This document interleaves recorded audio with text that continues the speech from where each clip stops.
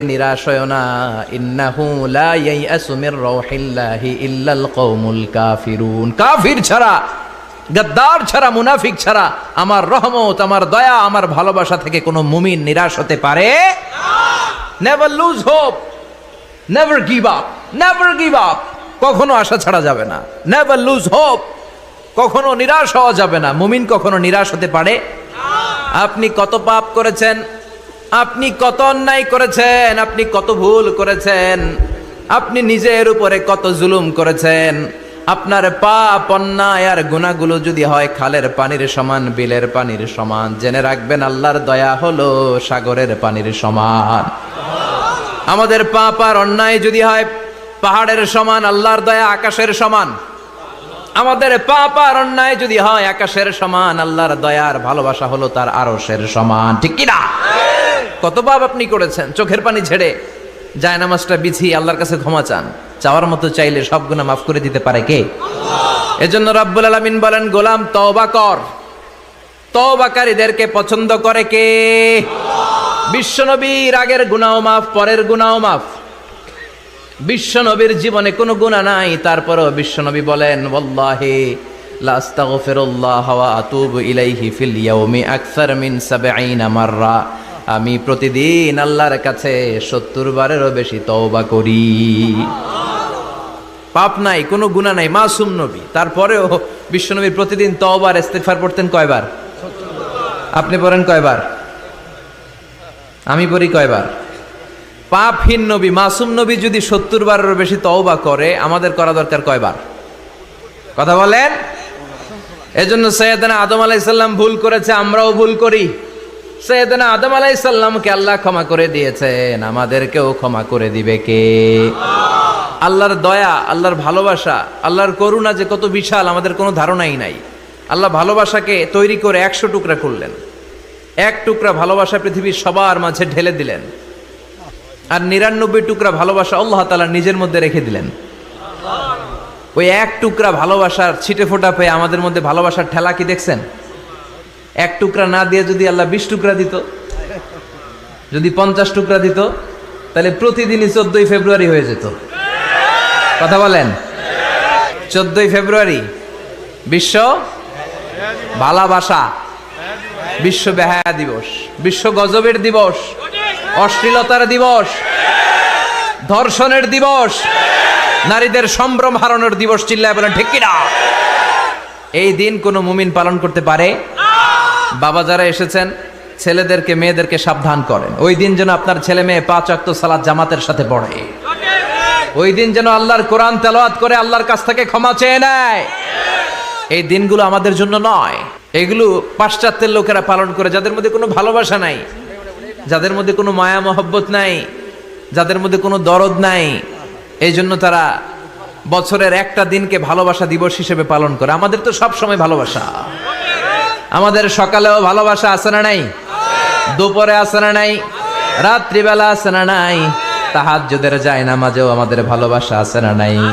রাসূল আমারে ভালোবাসা, রাসূল আমার আলো আশা, রাসূল আমার প্রেম বিরহের মূল আলোচনা, রাসূল আমার কাজে কর্মের অনুপ্রেরণা। সুবহানাল্লাহ পড়েন। আমাদের সব সময়ের ভালোবাসা।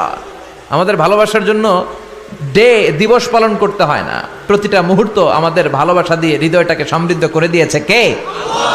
এজন্য আল্লাহ ডেকে বললেন, গোলাম ভালোবাসা তৈরির পরে আমি ১০০ টুকরা করলাম। এক টুকরা ভালোবাসা বিশ্বের সব মানুষের মধ্যে ঢেলে দিলাম। ৯৯ টুকরা ভালোবাসা আমি আল্লাহ নিজের মধ্যে রেখে দিলাম। দেখেন, এক টুকরা ভালোবাসা পেয়ে আমাদের মধ্যে কত ভালোবাসা। ভালোবাসার গান আছে না নাই? নাটক আছে না নাই? উপন্যাস আছে না নাই? ভালোবাসার ফিল্ম আছে না নাই? আহা, হাজবেন্ডের জন্য ওয়াইফের ভালোবাসা, বন্ধুর জন্য বন্ধুর ভালোবাসা, আবার গার্লফ্রেন্ডের জন্য বয়ফ্রেন্ডের ভালোবাসা আছে না নাই? আমরা কি এই ভালোবাসা করব? ভালোবাসা সব হবে বিয়ের পরে। চিল্লায় বলেন ঠিক কিনা? আপনি আপনার হাত স্ত্রীর হাতের সাথে মিলালে 2 হাতের সগীরা গুনাহ মাফ করে দেয় কে? আপনি আপনার নজরটা স্ত্রীর চেহারার দিকে ফেললে চোখের সগীরা গুনাহ মাফ করে দেয় কে? আবার বিশ্বনবী বললেন, শীতের রাতে এক কম্বলের নিচে যখন তোমরা শুয়ে থাকো তখনও তোমাদের আমলনামাটা সওয়াব দিয়ে পূর্ণ করে দেয় কে? কি সুন্দর Islam! What a balanced religion we have got from our lord. আল্লাহর কাছ থেকে কি ভারসাম্যপূর্ণ জীবন বিধান আমরা পেয়েছি। পরকিয়া করলে গুনাহ, আর স্ত্রীর সাথে ভালোবাসা প্রকাশ করলে সওয়াব আছে না নাই? আপনি ভালোবাসার কথা স্ত্রীকে বলবেন, স্ত্রীর প্রশংসা করবেন, তার সাথে খুনসুটি করবেন, সওয়াব আছে না নাই? কিন্তু ভাবির সাথে করলে গুনাহ আছে না নাই? শালীর সাথে করলে, কাজিনের সাথে করলে, আল্লাহ তুমি বুঝার তৌফিক দাও। ভালোবাসা তিনি 100 টুকরা করে সবার মধ্যে ঢেলে দিলেন 1 টুকরা, নিজের মধ্যে রাখলেন 99 টুকরা। এরপরেও কত ভালোবাসার উপমা গোটা বিশ্বব্যাপী। প্রাণীদের মধ্যে আল্লাহ ভালোবাসা দিলেন। দেখবেন মুরগির বাচ্চা নিয়ে যখন মা মুরগিটা হাঁটে, ছোট বাচ্চাটা ধরা যায় না, ধরতে গেলেই লাফিয়ে কামড়াতে আসে, ঠিক কি না? বাছুরের গায়ে হাত দেয়া যায় না, গাভী রেগে যায়। ছেলের জন্য ছেলেকে বাঁচাতে যে বাবা অ্যাক্সিডেন্ট করে মরে যায়, কলিজার টুকরা মেয়েটারে বাঁচানোর জন্য মা মরে যায়, আছে না নাই? আমি নিজে পেপার কাটিং এ পড়েছি, বন্যার পানিতে পানি খেতে খেতে মা শেষ। দুধের বাচ্চাটা মেয়েটারে বালতির মধ্যে ধরে মা মাথার উপরে তুলে ধরেছে, বন্যার পানি খেতে খেতে মা শেষ, বাচ্চা মরে নাই।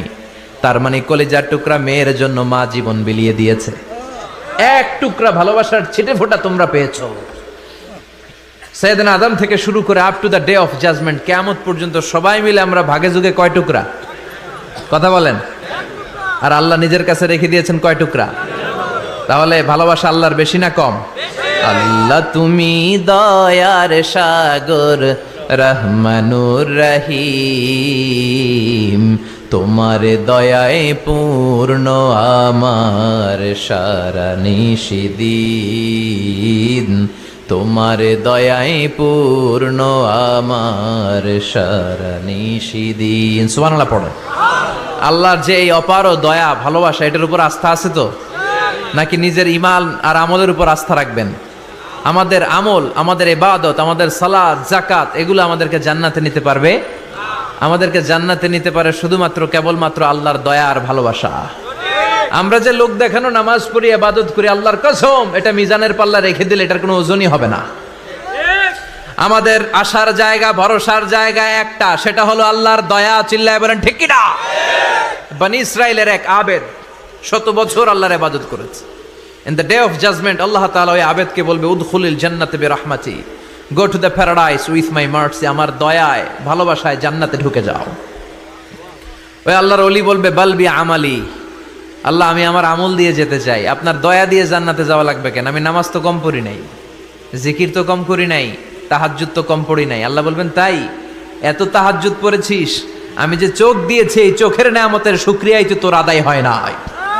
এই 2টি চোখ দিয়েছ বলে দেখি যে কত অপরূপ, নয়নাভিরাম খেতে খামারের জুড়াই জ্বালা বিধুর ধূপ, তোমার দেয়া চোখের শুকুর জানাবো তার ভাষা কই, যতই দেখি ততই যেন পলক ছাড়া চেরই, ঠিক কি না? আল্লাহ বললেন, এই যে একটা চোখ দিয়েছি, এই চোখের নেয়ামতের শুকরিয়াই তো আদায় হয় নাই। তুই আমার সাথে হিসাব করলি, ওকে ওকে, লেটস মেক এ ক্যালকুলেশন, চল একটা হিসাব করি। তোর 100 বছরের ইবাদত এক পাল্লা রেখে দিলাম, আর আমি দয়া করে মায়া করে পৃথিবীর নাজ নেয়ামত আর সৌন্দর্য দেখার জন্য যে তোকে চোখ দিয়েছি, 2টা চোখ নয়, একটা চোখ আরেক পাল্লায় রেখে দিলাম। ওজন দেওয়ার পর দেখা যাবে মুহূর্তের মধ্যে চোখের পাল্লাটা ভারী হয়ে গেছে। আল্লাহ বলবেন, এখন হিসাব বলেই you have to go to the hell fire, তোকে এখন জাহান্নামে যেতে হবে, যা জাহান্নামে যা। এবার আল্লাহর ওলি বলবে, আল্লাহ মাফ চাই, দোয়াও চাই, জাহান্নামে যেতে পারবো না, আল্লাহ তুমি আমারে মাফ করে দাও। আল্লাহ বলবেন, now you are on the right track, এখন তুমি লাইনে আসছো মিয়া, এতক্ষণ বেলাইনে কথা বলতেছিল। আমার দয়া, আমার রহমত, আমার ভালোবাসা ছাড়া কশ্চিন কালেও কেউ জান্নাতে ঢুকতে পারবে না। আল্লাহ তখন তারে বলবেন, উদখুলিল জান্নাতে বিরহমাতি, go to the paradise with my mercy, আমার দয়ায় এখন তুমি জান্নাতে ঢুকে যাও। চিল্লায় পড়েন সুবহানাল্লাহ। এজন্য মানুষ মাত্রই ভুল হবে, অন্যায় হবে। ভুল করা, পাপ করা, অন্যায় করা এটা দোষের কিছু না, কিন্তু পাপের উপর স্থায়ী থাকা হলো দোষের, ঠিক কিনা? শয়তান ভুল করেছে, অন্যায় করেছে, সাথে সাথে যদি শয়তান তওবা করতো, ইবলিস রেও মাফ করে দিত কে? কিন্তু সে মাফ চায় নাই, সে তার পাপের উপরে অটল ছিল, ঠিক কিনা? শয়তান আর ইনসান, এই দুয়ের মধ্যে মৌলিক পার্থক্য হচ্ছে এটা। শয়তান পাপ করে পাপের উপর স্থির থাকে, আর আমরা পাপ করে মাফ চাই কার কাছে? আমাদের জন্য মাফ চাওয়ার দরজা খোলা আছে না নাই? সকালে গুনাহ করছি, দুপুরে মাফ করে দিবে কে? দুপুরে পাপ করছি, রাতে মাফ চাইলে ক্ষমা করে দিবে কে?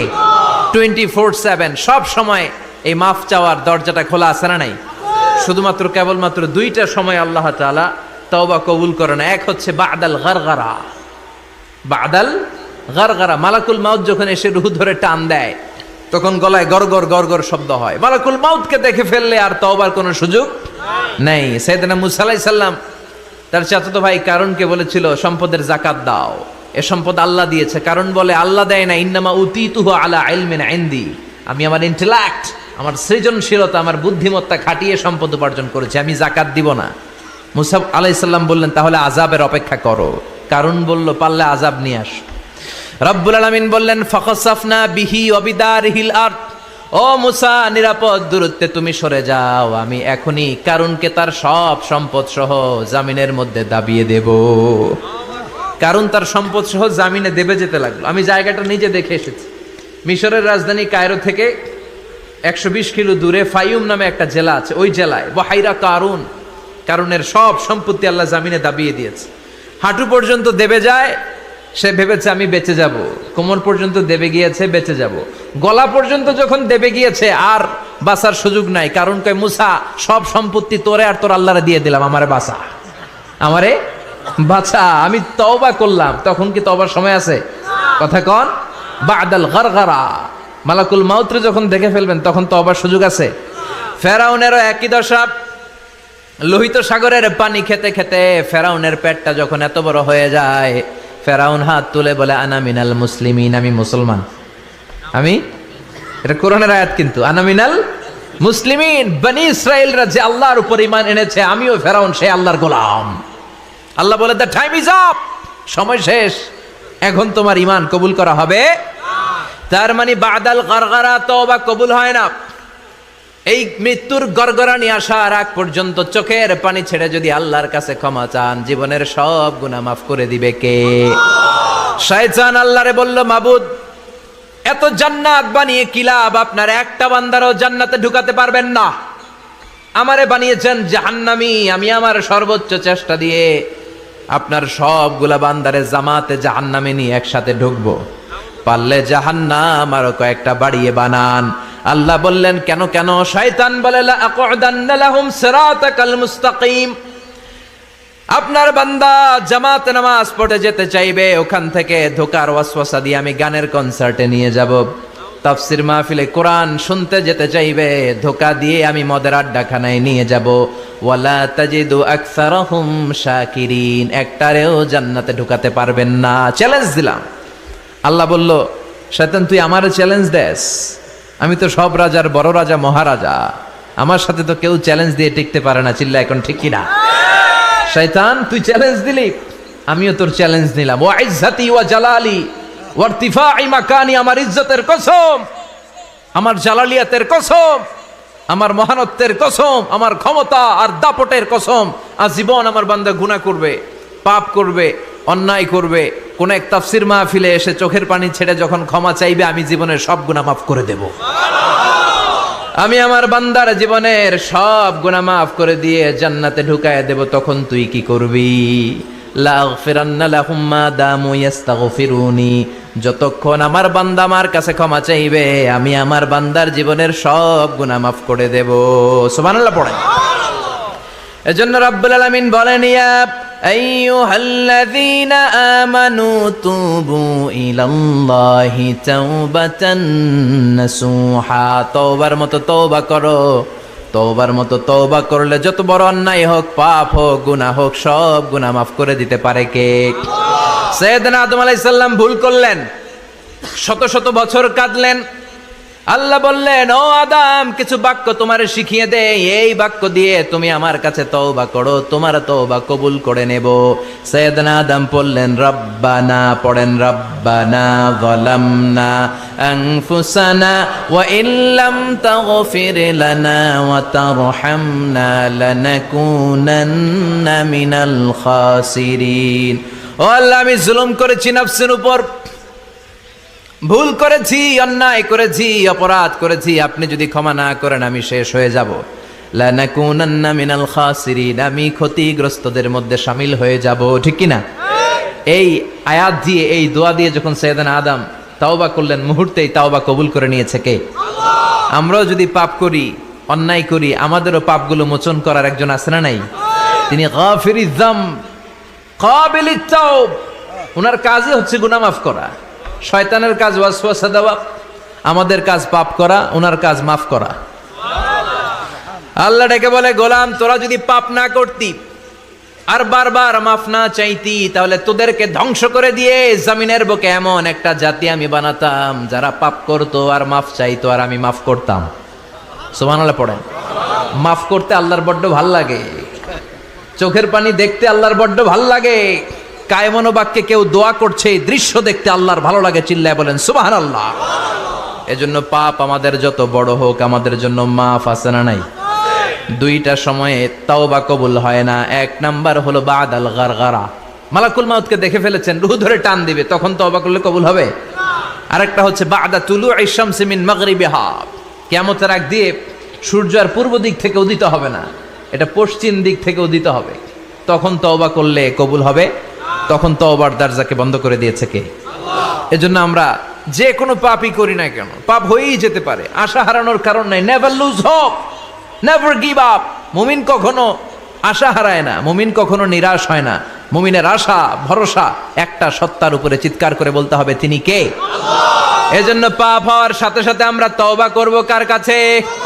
বিশ্বনবী বললেন, কিছু কিছু কাজ আছে, এগুলো হয়ে যাওয়ার পরে দেরি করা যায় না।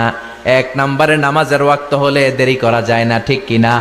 সালাত কায়েম করো, সালাত কায়েম করো, হবে সম্মানী তুমি, হবে জান্নাতি তুমি, হবে সম্মানী তুমি, হবে জান্নাতি তুমি, দিবে কাল হাসরে শীতল ছায়া আর সে আজিম, রব্বিয়াল আলা রব্বিয়াল আযীম, রব্বিয়াল আলা রব্বিয়াল আযীম। সুবহানাল্লাহ পড়েন।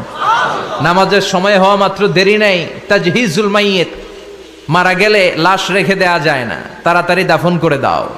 নামাজের সময় হলে নামাজ পড়ো, দেরি করো না। মানুষ মারা গেলে দাফন করতে দেরি করো না। বান্দা যদি পাপ করে ফেলে তওবা করতে দেরি করো। এজন্য পাপ করার সাথে সাথে তওবা করার দরকার আছে না নাই? এখন তওবা যে করব, কোন সিস্টেমে করব? কোন সিস্টেমে?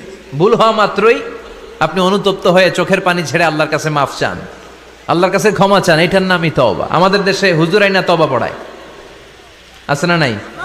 আনন্দপুরে এগুলা নাই, আছে না? কয় ইমাম সাহেবরে নিয়ে আয়, খতিব সাহেবরে নিয়ে আয়, হাফেজ সাহেব হুজুরে নিয়ে আয়, তওবা পড়া। না, তওবা পড়ানো লাগে না, আপনার নিজের তওবা আপনি নিজেই পড়বেন। আপনি অনুতপ্ত হয়ে চোখের পানি ছেড়ে আপনার আল্লাহরে ডাক দেন, ডাক দেয়া মাত্র তিনি সাড়া দেবে, চিল্লায় বলেন ঠিক কি না?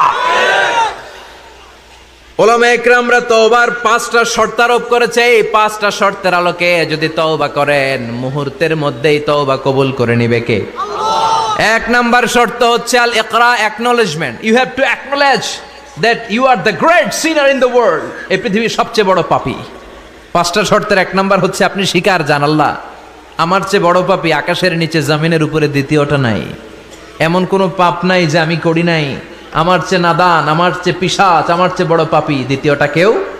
অ্যাকনলেজ ইউর সিন, আপনি আপনার পাপগুলো স্বীকার করেন, নাম্বার 1। নাম্বার 2, আন-নাদাম, repentance. You have to be repentant for what you have committed from sins. যে পাপ করেছেন এই পাপের জন্য আপনি লজ্জিত হন। আপনি নিজেকে আল্লাহর কাছে ছোট করে পেশ করেন, আল্লাহরে ডেকে বলেন, আল্লাহ আমি আপনার গোলাম, গোলামের ঘরের গোলাম, বান্দির ঘরের গোলাম, আমারে মাফ করে দেন, আমি লজ্জিত, আমি অনুতপ্ত। তাহলে 1 নম্বর শর্ত আপনি ঘোষণা দেন যে আপনি পাপ করেছেন। 2 নম্বর শর্ত আপনাকে অনুতপ্ত হতে হবে যে আল্লাহ আমি পাপ করে ফেলেছি। 3 number, you have to stop what you have committed, যেই পাপ আপনি শুরু করেছেন এটা বন্ধ করে দেন। আপনি সুদের জন্য সুদ খাইছেন, আল্লাহর কাছে তওবা করলেন, আবার সুদ খাওয়া চালিয়েও যাচ্ছেন, এই তওবা কবুল হবে? সুদ খাওয়া আগে বন্ধ করেন। আপনি ঘুষ খেয়েছেন, এই ঘুষ খাওয়ার কারণে আপনি আল্লাহর কাছে তওবা করলেন, কিন্তু ঘুষ খেয়েই যাচ্ছেন, এই তওবা কবুল হবে?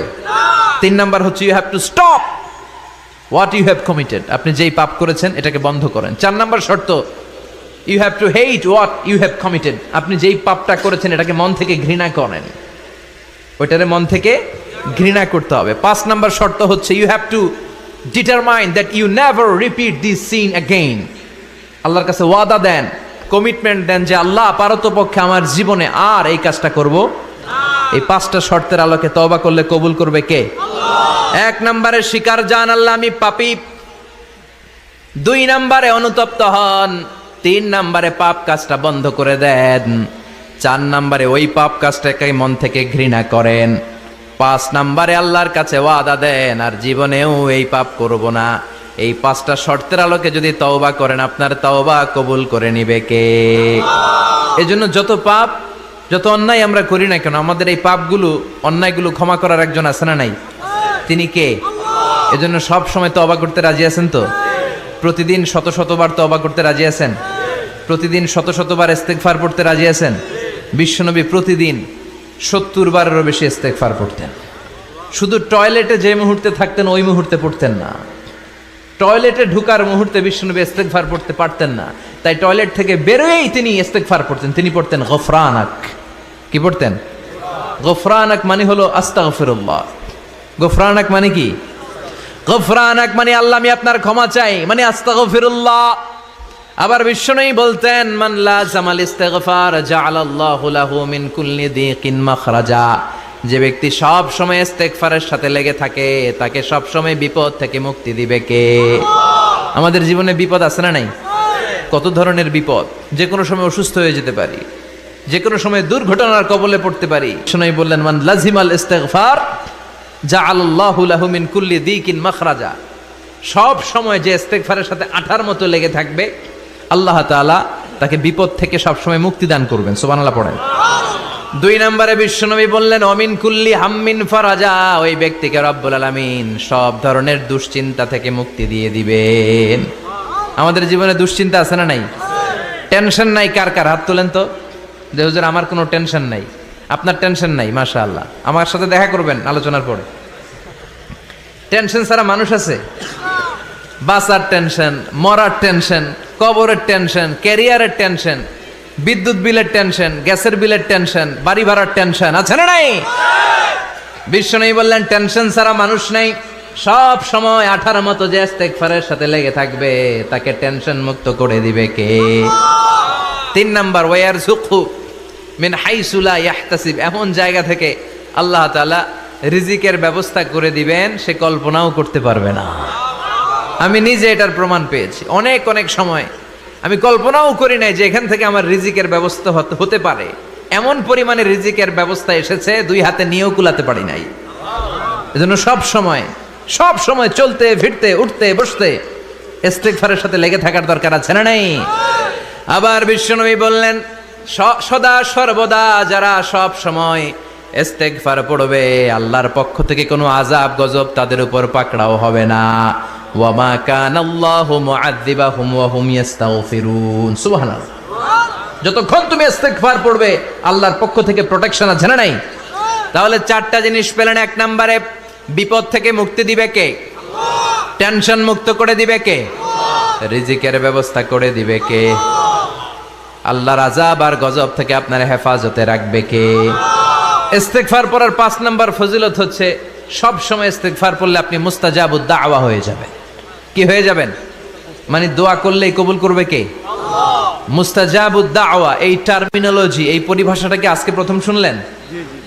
খেয়াল রাখবেন। মুস্তাজাবুদ দাওয়া মানে এমন ব্যক্তি যেই ব্যক্তি দোয়া করতে দেরি কিন্তু দোয়া কবুল হতে দেরি হয়। হাত তুলে দোয়া করতে দেরি, মুহূর্তেই দোয়া কবুল করে নেয় কে? আল্লাহ। আপনি যদি সব সময় ইস্তেগফারের আমলটা করেন আপনারে মুস্তাজাবুদ দাওয়া বানিয়ে ফেলবে কে? আল্লাহ। আপনারা ইমাম আহমদ ইবনে হাম্বলের নাম শুনেছেন? আমাদের ইসলামে চারটা মাযহাবের প্র্যাকটিস আছে, অনুশীলন। হানাফি, শাফিঈ, মালিকি, 4 নাম্বারটা কথা কন। আরো অনেক মাযহাব আছে, কিন্তু এই চারটা মাযহাব বেশি প্রসিদ্ধ। গোটা বিশ্বের মানুষগুলো কোরআন সুন্নাহর আলোকে যে আমলগুলো করে, এটা চারটা মাযহাবের রেফারেন্সের সাথে কোনো না কোনো ভাবে মিলে যায়। এটার প্রথমটা হচ্ছে হানাফি, দ্বিতীয়টা শাফিঈ, তৃতীয়টা 4 নাম্বারটা সবাই বলেন কি নাম? হাম্বালি। ইমাম আহমদ ইবনে হাম্বল এই মাযহাবের ধারক, বাহক, প্রতিষ্ঠাতা। তিনি ছিলেন জগৎ বিখ্যাত মুহাদ্দিস। ওনার পুরো জীবনটা উনি হাদিস সংগ্রহের কাজে ব্যয় করেছেন, এবং একক স্বতন্ত্র হাদিসের গ্রন্থ হিসেবে পৃথিবীর সবচাইতে বড় যে হাদিসের কিতাব, ওইটার নাম হচ্ছে মুসনাদে আহমদ ইবনে হাম্বল। যারা আলেম ওলামা আছেন জানেন না? মুসনাদে আহমদ ইবনে হাম্বল, এটার মধ্যে প্রায় 40,000 হাদিসের কম্পাইলেশন আছে। সুবহানাল্লাহ, বাড়িতে গিয়ে বললেন। এত বিশাল হাদিসের গ্রন্থের রচয়িতা। ওনার শেষ জীবনে উনি হাদিস সংগ্রহের জন্য সফর করতেন। শীতের এক রাতে তিনি সফরে বেরিয়েছেন। এক মসজিদে মাগরিব আর এশার সালাত পড়ে তিনি ভাবলেন ফজরের সালাত এই মসজিদে পড়ে সকালবেলা বেরোবো, যেহেতু বাইরে শীত, কই আর যাব। ব্যাগ থেকে কাঁথা বের করে হাদিস পড়তে শুরু করেছেন, আর ভাবলেন হাদিস পড়তে পড়তেই রাতটা কাটিয়ে দিব। কিন্তু মসজিদের দারোয়ান এসে বলে, মুরব্বী, মসজিদে তো থাকা যাবে না, আপনি বেরোন। আহমদ ইবনে হাম্বল অনুনয় বিনয় করলেন যে তোর কাছে হাত জোর করে ক্ষমা চাই বাবা, এই শীতের রাতে আমারে বের করে দিস না, আমি রাতটা মসজিদে কাটাতে চাই। আমি ফজরের নামাজেরও মুসল্লি এই মসজিদের, আমি ফজর পরে তারপরে যাব। দারোয়ান সে না ছোট বান্দা, সে বলে না, মসজিদে থাকতে পারবেন না, বেরোন। না বেরোলে গাট্টি সহ ঘাট ধাক্কা দিয়ে বের করে দেব। চিনতে পারে নাই যেটা মুহাদ্দিসুদ্দাহার, এ যুগের সর্বশ্রেষ্ঠ মুহাদ্দিস ইমাম আহমদ ইবনে হাম্বল। এখন উনি আর কি করবেন, কিছু করতে না পেরে ব্যাগ নিয়ে বের হয়ে গেলেন। প্রচন্ড শীতের রাতে, কনকনে শীতে তিনি কাঁপছেন। হাঁটতে হাঁটতে, চলতে চলতে হঠাৎ দেখলেন একটা বাজার।